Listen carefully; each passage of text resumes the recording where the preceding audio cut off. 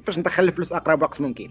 ما كاين لا ابداع لا نحلم لا نشوف. اوكي، خصك اول حاجه هو تميتريزي ميكين ماني، ماشي احلام ماشي اهداف، ميكين ماني.